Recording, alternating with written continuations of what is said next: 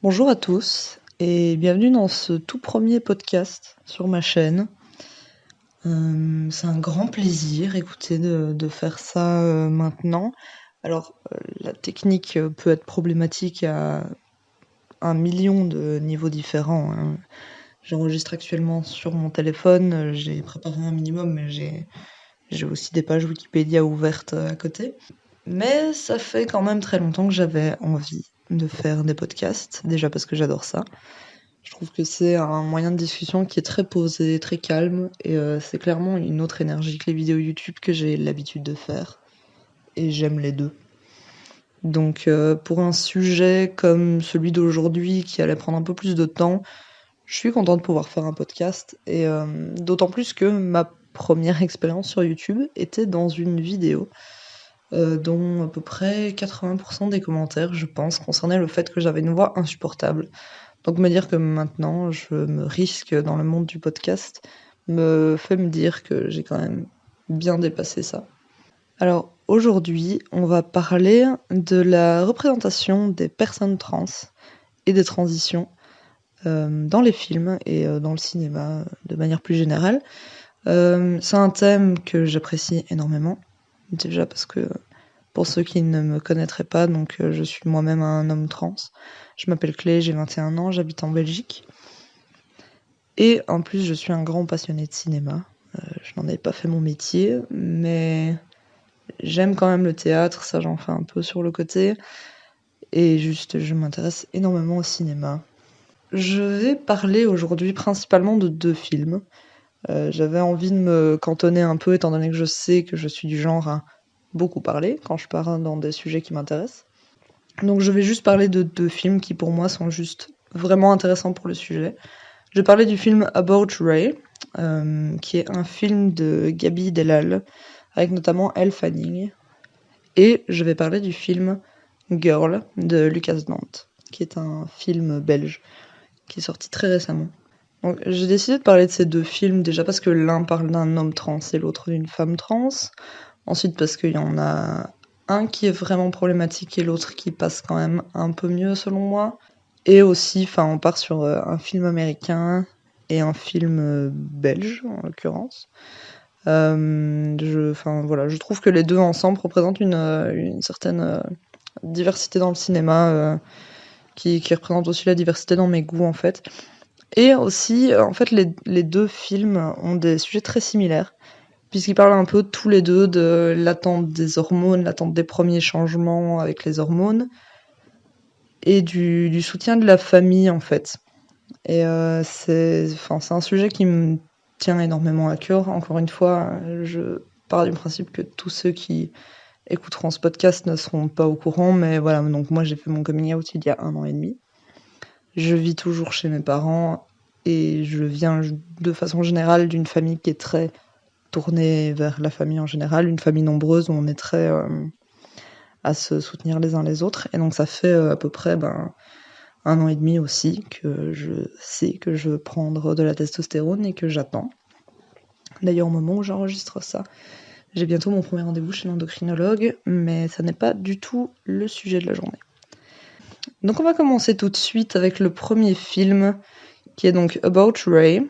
Alors déjà, je tiens à préciser que donc ce film en version française est connu sous le nom 3 générations, About Ray, parce que c'est le titre original déjà, et parce que comme le titre le laisse entendre, le film parle de Ray. Le titre français va beaucoup plus axer ça sur les 3 générations, donc Ray, sa mère et sa grand-mère, ce qui est tout à fait compréhensible et j'accepte la démarche. Mais voilà, moi j'ai envie de recentrer sur le message du titre anglais, donc qui est About Ray, avec entre parenthèses 3 generations, donc les 3 générations entre parenthèses, parce que c'est clairement, pour moi le film parle vraiment de Ray, et sa mère et sa grand-mère sont certes des super personnages, mais voilà. Donc pour vous présenter un peu le film, donc il a été réalisé par Gaby Delal, qui est une réalisatrice, mais qui a aussi écrit le scénario, si je ne m'abuse. Et c'est une réalisatrice qui n'a pas fait grand-chose. c'est pas spécialement quelqu'un dont je pense l'histoire se souviendra. Et c'est bien dommage parce que moi je trouve que vraiment la réal du film est très très bien. Enfin, le film est bien réalisé de façon générale. Et voilà. Mais surtout, si je veux continuer dans le point technique, moi j'aimerais vraiment souligner la musique. Donc la musique du film est signée Michael Brook, qui est vraiment un super compositeur. À la base, c'est surtout un guitariste et c'est aussi un très bon guitariste, mais en musique de film, enfin vraiment, il a fait beaucoup de classiques. Excusez-moi, je vais devoir checker. J'en connais certains, mais j'ai quand même vraiment besoin de m'aider de Google là-dessus. Je sais, donc notamment Le Monde de Charlie, Stronger aussi, avec Jake Gyllenhaal. Pour ceux qui ne le savent pas, Jake Gyllenhaal est mon acteur préféré. J'adorais le film Stronger et la musique est super cool. Voilà, Into the Wild aussi, Brooklyn de 2015. Et vraiment, c'est très lui en fait. La musique est vraiment, elle est discrète, mais elle plonge dans une ambiance qui est vraiment cool. Et les actrices principalement, les 3 rôles principaux, sont aussi très réjouissants, étant donné qu'il s'agit de Elle Fanning, une jeune actrice que j'apprécie beaucoup, Naomi Watts aussi, qui joue donc la mère de Ray, Elle Fanning qui joue Ray, et Suzanne Sarandon, qui est aussi ma foi, une très bonne actrice. Enfin, de façon générale, en fait, toute la technique m'enthousiasme. Je n'ai pas encore parlé du synopsis du film, ce que je vais faire du coup maintenant. Donc c'est l'histoire de Ray en fait, qui est un jeune garçon trans. Alors malheureusement, donc le film est sorti en 2015, si je ne m'abuse. Mais enfin, même maintenant, ça resterait problématique, c'est-à-dire que selon le synopsis officiel, Ray est une adolescente transgenre qui souhaite devenir un garçon. Enfin, c'est absolument... Bon, ça, on est d'accord, c'est absolument ridicule.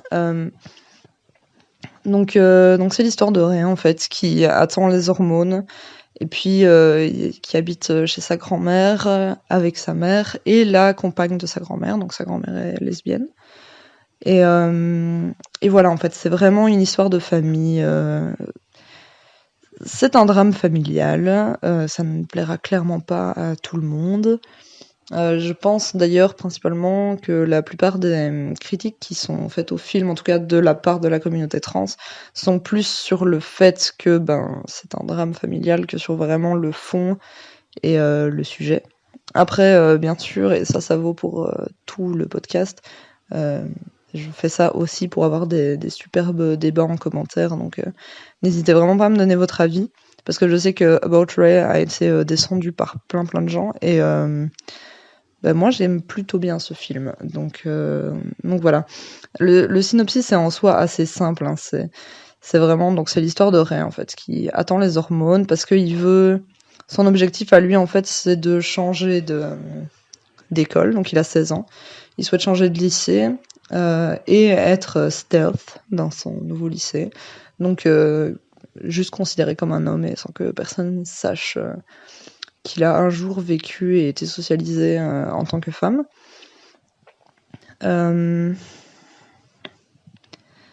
Et c'est vraiment autour de ça en fait, autour de l'attente des hormones, de sa mère qui doit signer les papiers parce qu'il a que 16 ans, sa mère qui hésite, sa grand-mère qui est un peu... on va dire, elle est un peu très fière d'être lesbienne et donc n'accepte pas toujours de la meilleure des façons le choix de... Enfin, pas le choix, mais l'identité de son petit-fils. Alors, je suis vraiment partie sur 3 points là-dessus quand j'ai pris mes notes en le regardant, c'est-à-dire le négatif, le positif et le mitigé. Donc le mitigé est bien plus long, vraiment. Pour moi, clairement, donc le négatif principal, en fait, j'ai l'impression ce qu'on reproche à la plupart des films traitant de la transidentité. C'est-à-dire que, donc, encore une fois, on a casté une femme dans un rôle d'homme trans, ce qui est à la fois, pas bien, parce que très clairement, du coup, on va parler du film, on va parler de Elle Fanning et du coup de Ray par extension, en parlant au féminin, parce qu'on sait tous que Elle Fanning est une femme. Et donc elle joue un rôle d'homme et on va vouloir dire que Elle Fanning est vraiment bien dans ce rôle. Elle est vraiment... Bon, c'est à la fois du coup son pronom et son prénom. Elle est vraiment intéressante et on pourrait parler de Ray du coup par extension en disant elle aussi, ce qui sera un problème. Moi c'est le principal problème que j'ai avec ça. Après je pense que très clairement Elle Fanning a, tout en étant une femme, un meilleur passing que beaucoup d'entre nous, ce qui la rend très... pour moi vraiment très cohérente dans ce rôle. Je trouve qu'elle fait bien ça. Mais voilà, le fait que ça soit une femme, c'est clairement problématique. On est tous bien d'accord là-dessus. Et comme je l'ai dit, il y a un fond presque transphobe où on parle toujours de l'histoire en mégenrant Ray, en disant qu'il souhaite devenir un homme et en le genrant au féminin. Enfin, ça c'est très clairement un problème. Après, le film en soi, pour moi vraiment le positif, c'est la représentation de la famille. Je pense notamment la relation entre la grand-mère et la mère, pour moi, elle est absolument incroyable. C'est-à-dire que quand la grand-mère est complètement à côté de la plaque et vraiment pas soutenante de son petit-fils, c'est la mère qui va la reprendre. Et au contraire, quand la mère a vraiment ses moments de faiblesse, parce que très clairement, c'est pas toujours facile à accepter, je pense, pour une mère, c'est la grand-mère qui va la reprendre. Donc très clairement, il y a plus de moments où la grand-mère est totalement à côté de la plaque, mais il y a aussi, il y a une scène à la fin où la mère pleure dans les bras de la grand-mère en disant mais qui va l'aimer? Et la grand-mère dit moi j'aimerais mon petit-fils. Je trouve ça assez touchant. Et la famille reste unie, en tout cas ces trois générations-là. La grand-mère, la mère et Ray sont vraiment des personnages très intéressants, très attachants, je trouve. Et les relations entre eux sont vraiment chouettes, en fait. C'est vraiment chouette à voir dans un drame familial, une famille aussi unie.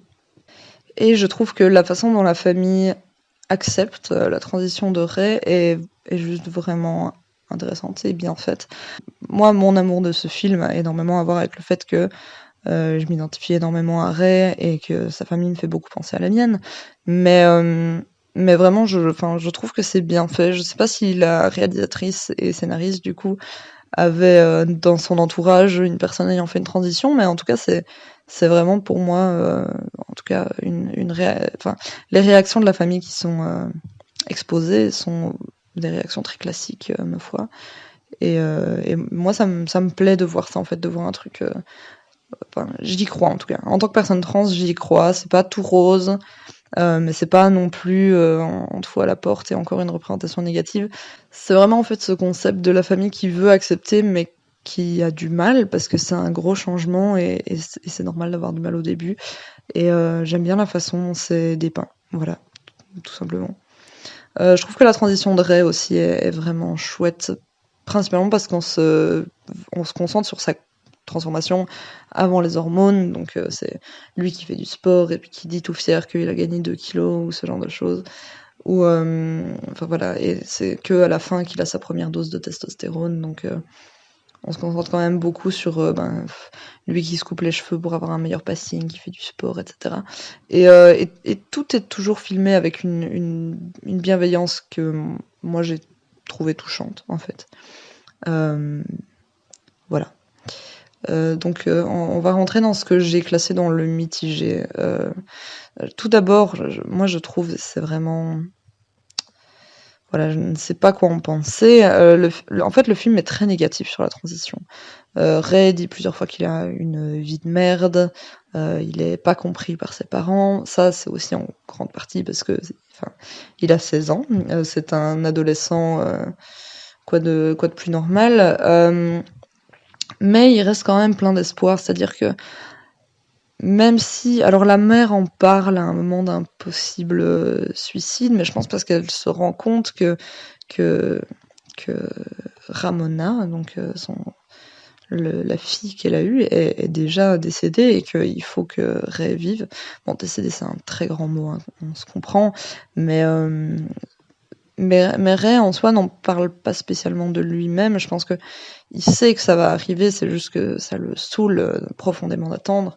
Personnellement, j'ai un petit problème, et c'est commun avec l'autre film dont je parlerai tout à l'heure, Girl, le fait de montrer des adolescents trans. Même si c'est super chouette parce que ça montre vraiment qu'on s'en rend compte tôt, j'ai peur qu'on tombe dans un écueil du genre que la transidentité c'est un truc d'ado qui veut être comme les autres, parce que c'est un truc qui revient beaucoup dans About Ray, le fait que Ray a envie d'être comme les autres. Or, quand on est adulte, on sait que vouloir être comme les autres, quand on est ado, ça passe. Et d'ailleurs, il y a la grand-mère parle de ça à un moment, du fait que il veut être comme les autres, mais qu'il se rend pas compte de la richesse que c'est d'être différent. Et du coup, j'ai un peu peur que ça conforte un peu dans l'idée que la transidentité est une phase qui passera après, que de toute façon, en grandissant, on apprend à s'accepter, ce genre de choses. C'est voilà, c'est quelque chose qui, moi, me dérange un peu, mais d'un autre côté, la transidentité est, ma foi, très liée à la parentalité, c'est-à-dire que autant si vous êtes enfant d'eux ou si vous êtes parent d'eux, faire un parcours de transition, bah, c'est clairement entraîner vos proches dans un parcours de transition avec vous. Et je trouve ça bien d'en parler et je trouve ça bien d'en donner des représentations positives. Donc je reste bah voilà, mitigée là-dessus, hein, comme je l'ai dit. Pour continuer à parler de la grand-mère, moi il y a un truc qui m'a fait un peu sourire, en quelque sorte. C'est qu'en fait la grand-mère et la femme de la grand-mère, enfin qui ne sont pas mariés je pense, mais c'est un peu tout comme, parlent beaucoup d'avoir combattu pour que les femmes puissent disposer de leur corps, etc. Le combat contre les mutilations génitales, et donc en fait elles font un peu un parallèle entre ça et le fait que leur petit-fils veuille faire des opérations en considérant ça comme de la mutilation génitale. C'est malheureusement quelque chose que j'ai l'impression que beaucoup de parents pensent. Euh, Moi, l'exemple que je donne toujours par rapport à ça, c'est pour vraiment faire comprendre que le concept même de mutilation génitale, c'est quelque chose qui n'a pas été choisi par la personne en fait. C'est donc moi par exemple, j'ai eu plusieurs opérations parce que la façon dont je suis née de naissance faisait que j'allais sans doute finir sourd. Et maintenant j'ai une ouïe qui est passable. Pas top, mais ça va. Et par exemple, personne n'a considéré les opérations que j'ai eues aux oreilles comme des mutilations, parce que tout le monde était bien d'accord que c'était pour un mieux, en fait, et pour un mieux physique. Euh, Tandis que là, ben, du coup, on est sur une opération qui est envisagée pour un mieux plutôt plutôt au niveau de la santé mentale. Hein. La santé mentale n'est pas un gros mot, c'est un terme, tout comme la santé physique, c'est quelque chose qu'il faut soigner. Et en l'occurrence, ben, des fois, des choses physiques ont une grosse répercussion là-dessus. Et je trouve ça un peu dommage de considérer ça comme des mutilations. Mais on est quand même dans une situation où la grand-mère, au moment où elle dit ça, ou la femme de la grand-mère, je ne sais plus trop, au moment où elle dit ça, est quand même montrée comme vraiment à côté de la plaque. Enfin, voilà, je trouve en soi que c'est un film qui est très mitigé. Je pense enfin, mon avis en tout cas est très mitigé, surtout dans le cadre dans lequel le film est sorti. C'est-à-dire qu'on a tellement peu de représentations que dès qu'on tombe un peu sur une histoire qu'on a déjà vue ailleurs, on va vite se dire que, et à raison, hein, vraiment, on va vite se dire que, enfin, vraiment, on considère toujours les personnes trans de la même façon, on les représente toujours de la même façon. C'est vraiment dommage. Et je suis d'accord pour dire que c'est vraiment dommage. Après, ce film-là, je pense, replacé dans un contexte où il y aurait peut-être des dizaines, enfin, non, des dizaines, c'est un grand mot, mais plusieurs films par an qui sortiraient, qui parleraient de transidentité, qui en parleraient bien. Je pense que dans ce cas-là, ce film deviendrait vraiment une chouette œuvre, en fait. Parce que, en fait, donc, là, j'ai l'impression, en tout cas, donc le film a été assez bien reçu hein, par la critique. Après, il faut toujours faire une différence entre la critique et les personnes concernées par la problématique, et enfin la problématique, la transidentité en l'occurrence. Un truc qui a été souvent reproché, en fait, c'est le côté vraiment drame familial qui laisse penser en fait que le drame que traverse la famille, c'est la transidentité de Ray.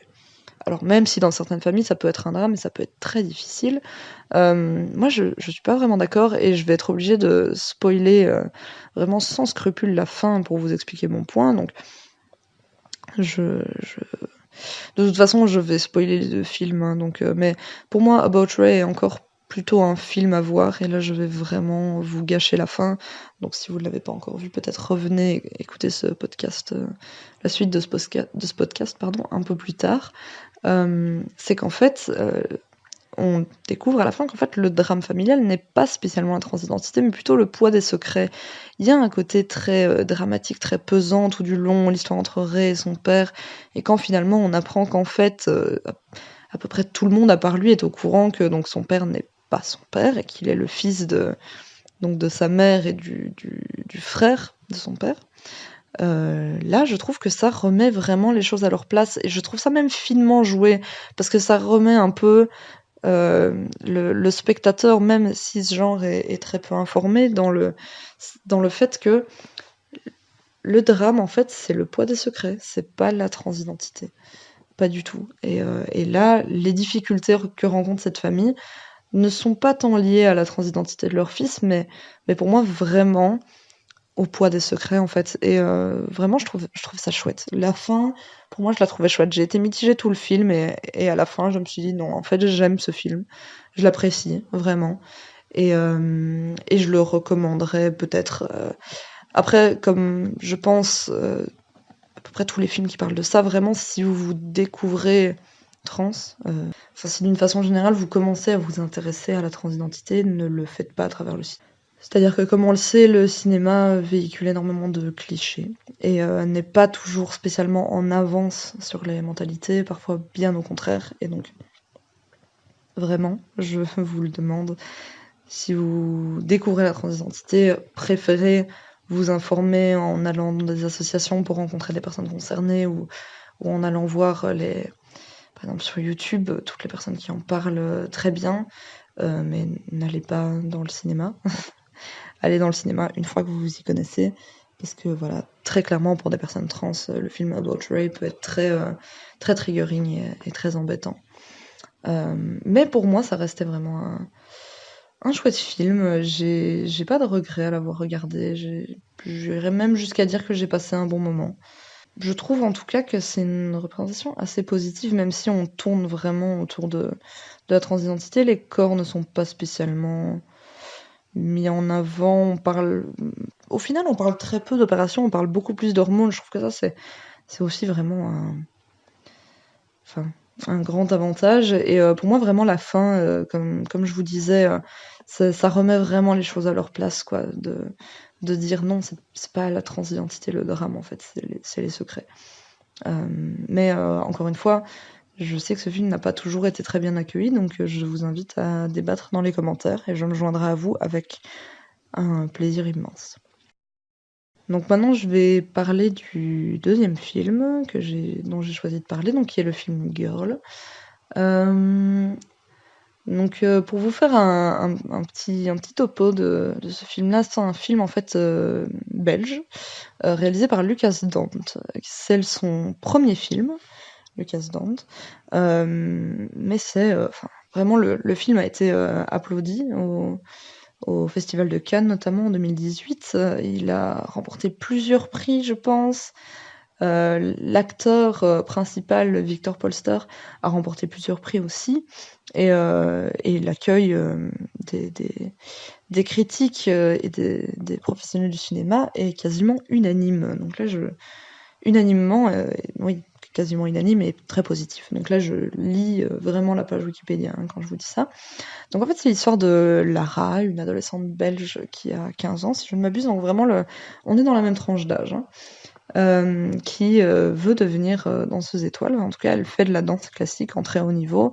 Elle entre dans une école de danse classique justement en tant que jeune fille et tout, mais voilà, parce qu'il y a un mais, Lara est transgenre. Oh mon Dieu, je suis en train de lire. Elle prend la décision de changer de sexe par administration d'hormones. Alors, si seulement les personnes savaient à quel point c'était faux. Mais donc voilà, elle a été assignée garçon à la naissance. Elle prend des hormones et elle veut absolument faire la vaginoplastie, donc la chirurgie de ses parties intimes. Et j'insiste vraiment sur le terme intime, parce que ce film a été considéré et catégorisé de très voyeur. Et il y a pas vraiment de partie intime dans ce film. C'est d'ailleurs un de ses gros problèmes, mais je ne vais pas m'étaler plus que ça sur le sujet, maintenant en tout cas. Donc le problème est toujours le même que dans About Ray, c'est-à-dire qu'on a un garçon pour jouer une fille trans. Voilà, c'est problématique, hein. Je continuerai de le dire haut et fort, même si je comprends la démarche. Très clairement, encore une fois, Victor Polster a un passing absolument incroyable que je pense beaucoup de nos amis trans aimeraient avoir. Je fais évidemment du second degré, hein, dans le sens où le passing n'est pas quantifiable, hein, quand je dis ça.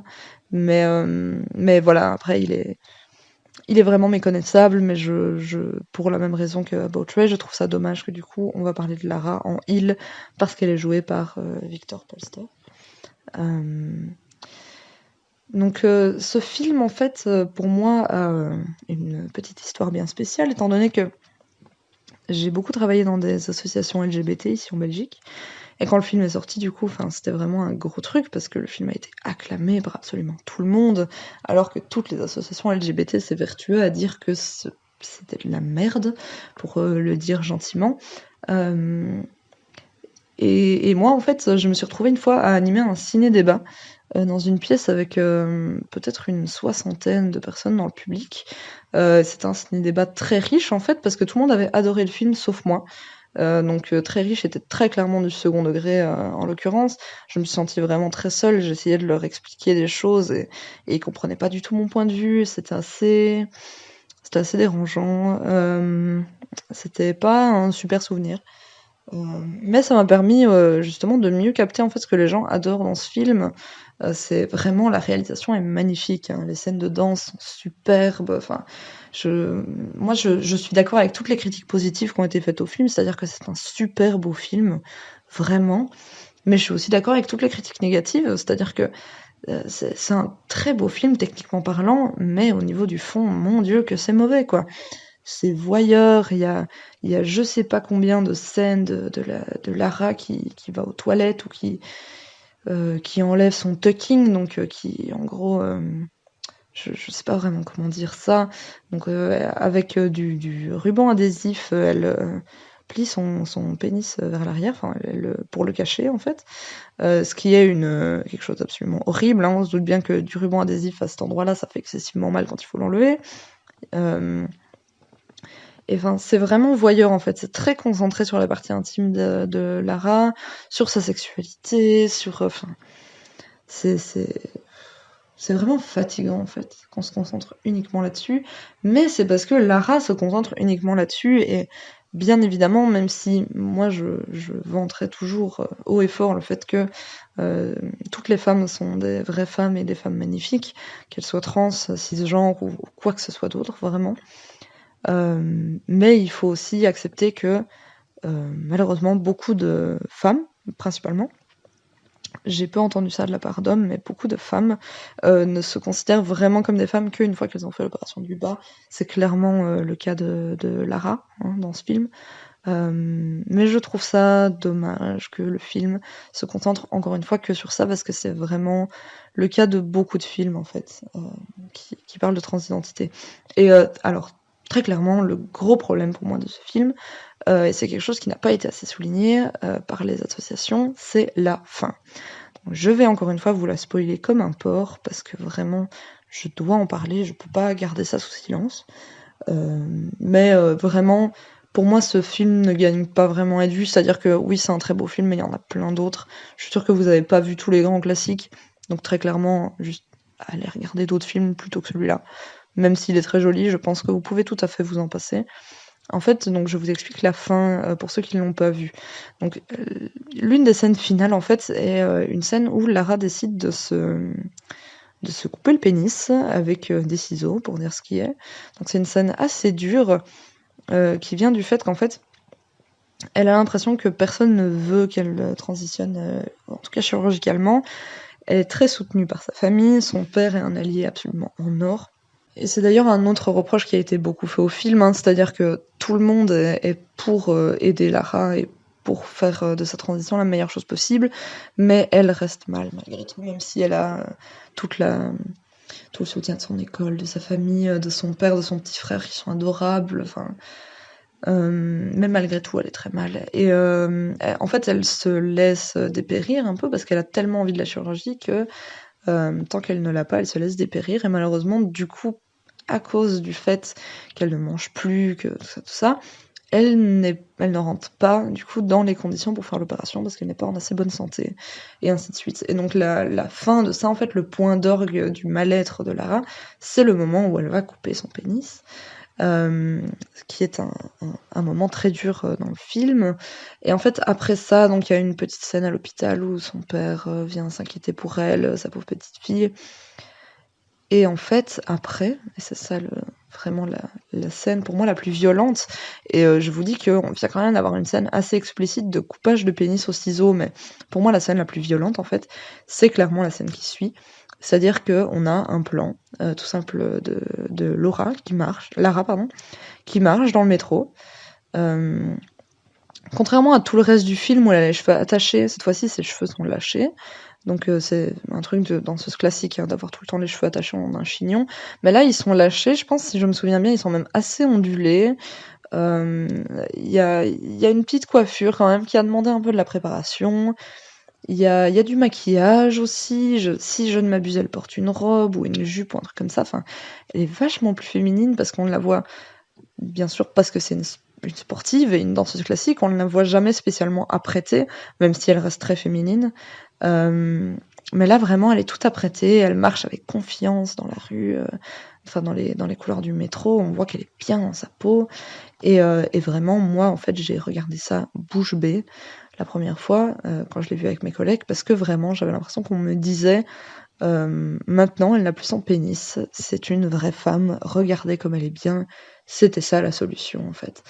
Et je trouve ça horrible en fait. Je trouve ça d'une violence absolument incroyable de nous apprendre, non pas que nos choix sont importants, comme dans par exemple About Ray, où vraiment tout le monde respecte ses choix et veut l'encourager là-dedans. Là, il n'est pas question de choix, il est uniquement question de normes et du fait qu'on ne peut pas être une femme quand on a un pénis. Ce qui est horrible.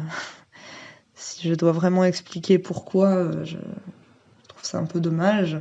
Et je vais juste répéter la même chose.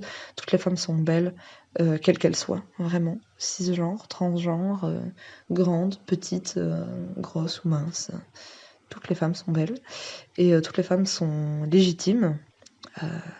Et c'est vraiment dommage de, encore une fois, nous montrer, enfin nous rabâcher avec le fait que quand on n'a pas les parties intimes auxquelles la société est habituée, eh bien on est malheureux. Quand j'ai expliqué ça devant mes 60 retraités cisgenres, j'exagère un peu, hein, mais c'était quand même une bonne partie du public. Mais quand je leur ai expliqué ça, ils ont tous dit mais non, mais c'est elle qui en avait besoin pour être heureuse. En plus, on dit pas qu'elle a fait la vaginoplastie. Si ça se trouve, on lui a remis son pénis, nanana. Moi, je m'en fous un peu de ce qui se passe dans sa culotte. En fait, moi, ce que je vois, c'est une scène d'elle qui se mutile et la scène après où elle est heureuse. Et où là, vraiment, il s'agit de... Enfin, là, j'ai vraiment employé le terme mutilation parce que elle a quand même coupé ça avec très peu de désinfectant dans sa chambre, avec les ciseaux qu'elle devait utiliser pour aider son petit frère à faire des bricolages. Enfin, c'est quand même d'une violence assez incroyable, même si j'ai oublié de le dire, mais c'est inspiré d'une histoire vraie. Mais voilà, le film nous apprend vraiment que c'était de ça qu'elle avait besoin pour être bien, et je trouve ça dommage en fait de ne pas plus mettre l'accent sur le fait que les psychologues existent et qui font très bien leur travail. Voilà, je vais pas m'étaler beaucoup plus sur ce film parce que j'ai une conclusion qui va prendre un peu de temps aussi. Et parce que pour moi, ce film est tout à fait oubliable en fait. Comme je l'ai dit, il est magnifique. Ça a été un plaisir à regarder, pas du tout à analyser et à réfléchir, mais à regarder, c'était évidemment un plaisir. C'est un très beau film, mais je ne le conseille pas. Et il y a tellement de beaux films dans le monde que vous pouvez tout à fait passer votre chemin pour ce qui est de Girl. En conclusion, j'ai vraiment maintenant envie de parler de, selon moi, ce qui ferait une bonne représentation trans au cinéma. Et c'est vraiment quelque chose qui est basique, très très basique, et que les réalisateurs commencent seulement à comprendre pour d'autres minorités, comme le fait d'être racisé ou le fait d'être homosexuel. C'est de nous offrir des personnages qui ne sont pas juste des personnages trans, mais qui sont un peu plus que ça. C'est-à-dire, même si j'ai vraiment bien aimé le film About Ray, vous l'aurez compris, mais moi je trouve que Ray a très peu de personnalité, mis à part le fait qu'il est trans. Je trouve que c'est un gros point noir du film, et moi c'est vraiment quelque chose qui me dérange. Et heureusement qu'on se concentre aussi énormément sur sa mère et sa grand-mère qui ont une relation absolument merveilleuse, parce que vraiment si on n'avait pas ça, moi je n'aimerais pas le film, sincèrement. Lara a un peu plus, elle, des passions dans Film Girl, étant donné que toute sa vie tourne autour de la danse classique et qu'elle a vraiment envie de réussir. Et on le lui souhaite, bien sûr, mais toutes les scènes sont entrecoupées de scènes de elle qui fait pipi qui sont absolument pas nécessaires, quoi. Mais vraiment, c'est vraiment quelque chose qui manque, c'est des personnages trans qui ne sont pas juste trans. C'est-à-dire que dans la vie, être trans n'est pas notre seul trait de caractère. C'est-à-dire qu'on a d'autres choses. On peut faire de la musique, on peut faire de la danse, on peut avoir des relations avec les gens, être amoureux, parce que oui, donc dans aucun de ces deux films, on ne montre de relations amoureuse très épanouie, ce que je trouve un peu dommage, parce que bon, ça reste encore dans le truc de si tes organes génitaux ne rentrent pas clairement dans une boîte, c'est bien, tu ne trouveras jamais personne pour t'aimer. Après, comme je l'ai dit plus tôt, à ça, donc il y a une inquiétude de la mère dans About Ray, la grand-mère répond moi j'aimerais mon petit-fils. Je trouve ça très beau parce que très clairement la famille est ce qu'il y a de plus important, hein, pour moi en tout cas. Mais voilà, on est autre chose que juste des personnes trans, quoi. Et pour vous donner un exemple, une comparaison vraiment claire pour moi, ce serait sur la représentation homosexuelle. Parce que pour moi, pendant très longtemps, on a toujours représenté les personnages gays comme étant principalement gays, même s'ils avaient des passions sur le côté, ce qui est actuellement ce que je demande pour les représentations de personnages trans, c'est-à-dire juste qu'ils aient d'autres trucs à côté. Et après, quand ils auront d'autres trucs à côté, je demanderai à ce que la transidentité ne soit pas leur principal trait de caractère. Et pour moi, on vient à peine de sortir de cette période-là pour la représentation homosexuelle, étant donné que pour moi, le premier film qui a vraiment représenté pour moi dignement des personnes homosexuelles, il est sorti en 2019. Vous avez bien entendu, j'ai dit 2019. Il y a eu plein de films très chouettes avant, mais pour moi, l'homosexualité était toujours le point central des personnages. C'était quelque chose qui me dérangeait profondément, jusqu'à Rocketman. Rocketman, c'est un film biographique sur Elton John, qui est sorti il y a vraiment pas longtemps. Pour ceux qui me connaissent, vous savez que je suis un grand fan d'Elton John, et donc j'étais très réjouie à l'idée de la sortie de ce film. J'ai été le voir quasiment dans la semaine de sa sortie, je pense, avec Taron Egerton dans le rôle d'Elton John qui fait super bien ça. Et alors vraiment, ce qui est génial dans ce film, et c'est parce que Elton John est clairement connu pour un milliard d'autres choses que sa vie sexuelle, tandis que c'est quand même un chanteur absolument génial, mais qui a une histoire vraiment digne d'un film, quoi. Ça a été très difficile pour lui, il a des gros problèmes d'addiction à l'alcool, à plein de drogues, des problèmes de gestion de la colère et tout ça.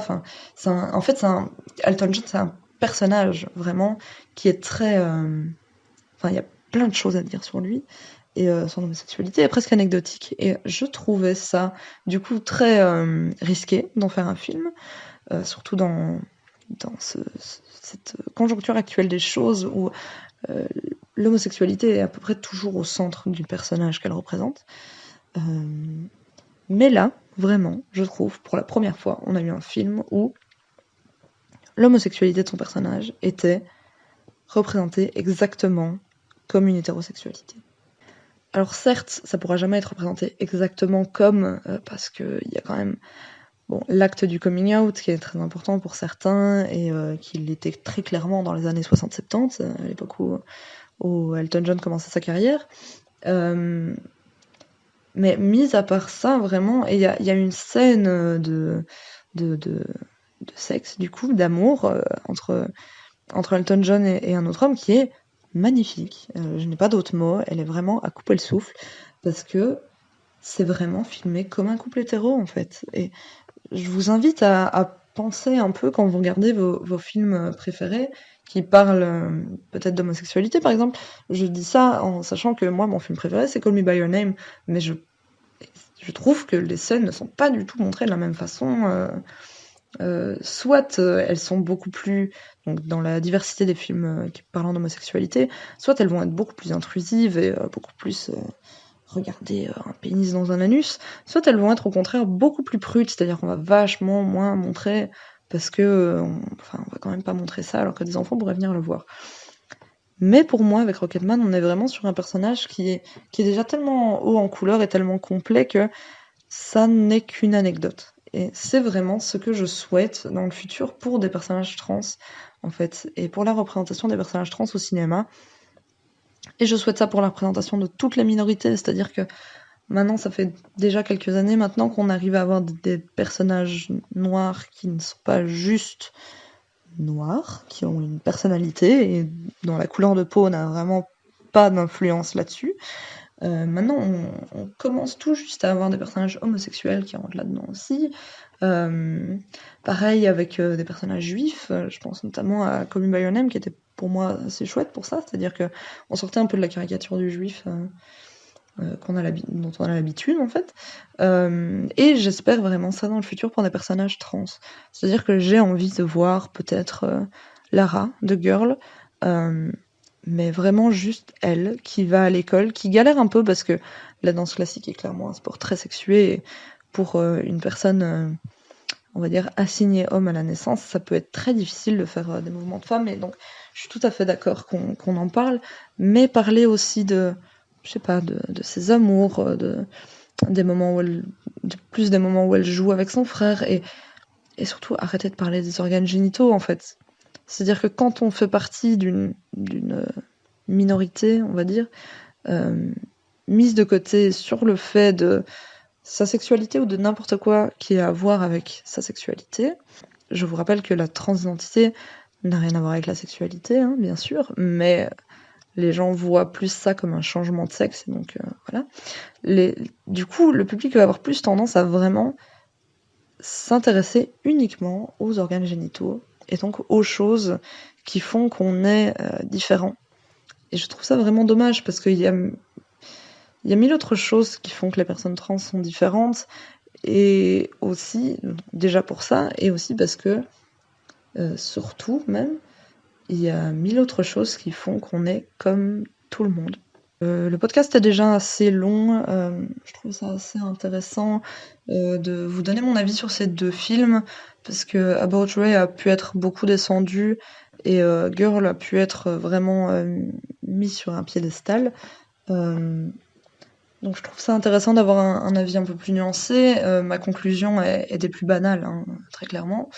Mais voilà, c'était une première en termes de podcast. J'avais très envie d'essayer ça depuis longtemps.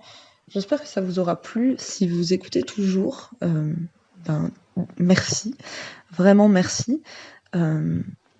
Et j'espère vraiment que ça vous a plu. N'hésitez pas à vous abonner parce que je pense que c'est un format qui reviendra, voilà, parce qu'il me plaît énormément. Et voilà, on se retrouvera sans doute très bientôt. Merci d'avoir suivi et au revoir.